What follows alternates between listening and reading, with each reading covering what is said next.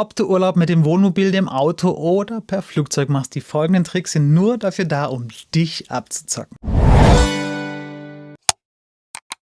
Hallo, ich bin Tom. Willkommen zum zweiten Teil. Den ersten kannst du hier sehen. Klar, einige werden jetzt wieder sagen, boah, das sind doch alles alte Hüte, das kenne ich doch schon alles, ich weiß doch schon wieder alles.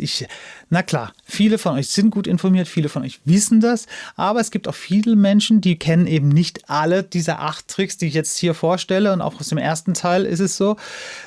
Und es ist gut, wenn man Dinge einfach nochmal gehört hat, dass sie frischer sind und dass man dann, wenn so eine Situation auftauchen sollte, gefeit ist davor. Natürlich, den meisten von uns wird sowas nie passieren, weil es natürlich immer nur eine Handvoll Touristen jeden Tag trifft irgendwo. Aber falls du doch Opfer werden sollst, bist du vielleicht besser geschützt, weil du dieses Video gesehen hast und die Auffrischung hattest von dem, was du schon weißt. Fangen wir doch gleich an. Trick Nummer 1: überhöhte Preise.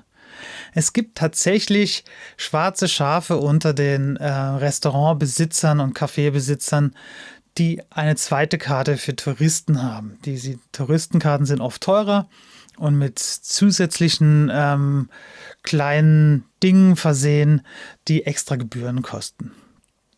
Lass dir immer die Karte der Einheimischen geben, wenn du spitz kriegst, dass es sowas gibt, oder geh dann einfach raus, weil das ist einfach Abzocke von vornherein.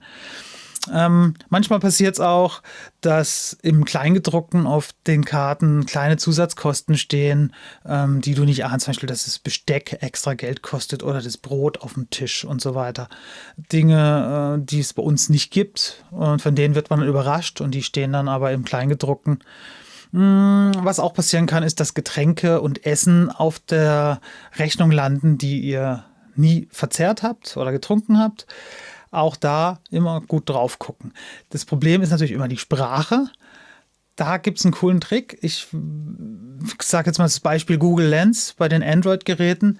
Da kann man das Handy direkt über die Speisekarte oder über die Rechnung halten und in Echtzeit übersetzen. Man liest dann quasi auf der echten Karte aber den Text auf Deutsch, und so kann man schon sehr viel rausfinden, was da steht. Es ist nicht immer ganz perfekt, aber es ist super, um solchen Situationen vorzubeugen. Trick Nummer 2: Internetspionage an Computern in Hotels. Bitte niemals an einem Hotelcomputer, der öffentlich zugänglich ist, Kontodaten abrufen, Überweisungen tätigen, Flugtickets buchen, solche Dinge, weil diese Computer oft nicht gut genug abgesichert sind. Und im schlimmsten Fall ist da sogar eine Spyware drauf, die all deine Daten, die du eingibst, ausliest, und du gibst quasi irgendwelchen Kriminellen all deine Daten preis. Also das immer nur bitte am eigenen Handy machen, mit eigenen Notebooks, Tablets und so weiter, und auch nicht im WLAN des Hotels, sondern im Idealfall mit der Datenverbindung deines Mobilfunkanbieters. Trick Nummer 3, der Stolpertrick. Der ist wahrscheinlich so alt wie die Menschheit selbst, aber er passiert immer noch tagtäglich. Vor dir läuft jemand, bückt sich plötzlich, du läufst auf, bist abgelenkt, der Komplize greift dir in die Tasche, holt dein Portemonnaie, dein Handy, ist weg, bevor du irgendwas merkst. Trick Nummer 4, der Steinwurftrick. Eine Zuschauerin von Helphex hat mir letzte Woche erst geschrieben, dass sie auch Opfer dieses Tricks wurde. Allerdings noch schlimmer, dort wurde der Stein nicht geworfen, sondern mit der Steinschleuder aufs Wohnmobil geschleudert. Also, wir fangen vorne an. Du fährst mit deinem Wohnmobil oder deinem Auto ganz normal entlang die Straße, und plötzlich gibt es einen riesen Knall, weil jemand einen Stein gegen dein Auto geworfen hat oder mit der Steinschleuder dagegen geschossen hat. In dem Moment schon nach dem großen Knall fährt neben dir ein Auto und gestikuliert wild und will dich zwingen anzuhalten. Dieses Anhalten dient natürlich nur dazu, dich entweder auszurauben oder abzulenken, um dich zu bestehlen. Also am besten, wenn du stehen bleiben willst, bleib stehen, lass aber die Tür zu, ruf die Polizei, mach Bilder oder fahr einfach weiter. Punkt Nummer 5, der Geldwechseltrick. Ist mit dem Euro schwerer geworden, wird aber mit Dollar und Schweizer Franken immer noch durchgeführt und vor allem auch mit ausländischen Währungen. Dann kommen irgendwelche ausländischen Menschen auf dich zu und bitten dich, eine kleine Summe zu tauschen, weil sie gerade da am Kiosk was kaufen wollen, haben aber kein Bargeld.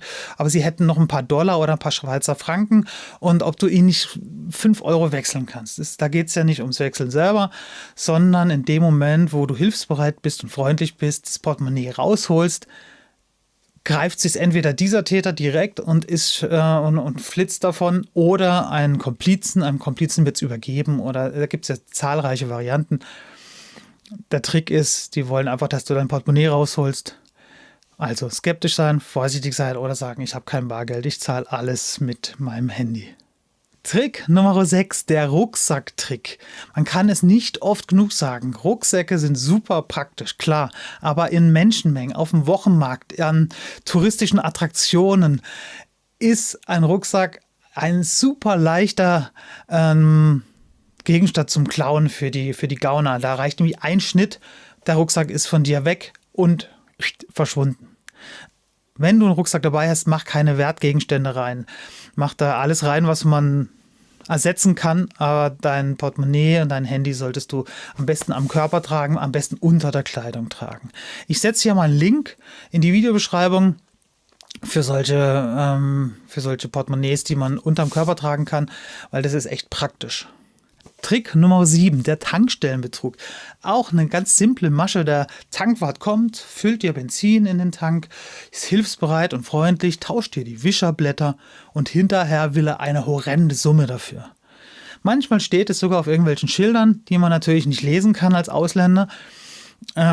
Deswegen der Rat, wenn es jetzt kein großer Konzern ist oder eine Tankstellenkette, die du gut kennst, dann verwende am besten einfach nicht den Service, sondern tanke selber, mach den Self-Service, dann hast du schon oft dieser Sache vorgebeugt. Und jetzt der letzte Trick, Trick Nummer 8, der Kätzchentrick. Ich habe hier ein Video darüber gemacht. Der Kätzchentrick ist auch eine Methode, um dich abzulenken. Du sitzt im Auto, im Wohnmobil, du hast Stress, es ist viel los auf der Straße, du stehst an einer Ampel oder auf dem Parkplatz, bist gerade dabei rauszufahren und plötzlich klopft es an deiner Scheibe, ein kleines Mädchen, ein kleiner Junge, eine Frau stehen davor und erzählen dir eine rührselige Geschichte, dass sie gerade ein Katzenbaby unter deinem Auto gesehen haben. Du sollst auf keinen Fall weiterfahren. Sie wollen drunter gucken, ob da was drunter ist und du sollst doch bitte mitgucken, dass du das arme Katzenbaby nicht überfährst. Diese rührselige Geschichte, die trifft uns natürlich und der Tierliebhaber in uns und die Höflichkeit, die zwingen uns auszusteigen und nachzugucken und in dem Moment werden wir entweder angerempelt und ausgeraubt oder es steigt jemand ins Auto, ein Komplize von denen, raubt deine Wertgegenstände, dein Handy und was man alles greifen kann, dein Navi und ist weg, bevor du wieder oben bist. Also glaub's nicht, fahr weiter. Es ist brutal, aber einfach niemanden ans Auto lassen, den du nicht kennst, Tür, Fenster zulassen und weiterfahren. So, das war's schon. Ich hoffe, ich konnte dir ein paar Dinge in Erinnerung rufen, dass du davor gefeit bist, falls es dir passieren sollte. Wie gesagt, den meisten von uns wird das niemals passieren, weil es natürlich selten ist, dass man Opfer von so einer Geschichte wird. Aber tatsächlich, ich habe in den Kommentaren lese ich immer wieder, ist mir schon 2-3 Mal passiert. Also es kommt tatsächlich vor, aber jetzt hast du davon gehört und auch den ersten Teil gesehen und dann wünsche ich einfach nur noch einen schönen Urlaub. Bitte like das Video, abonniere den Kanal und mach's gut. Bis dann. Ciao, ciao.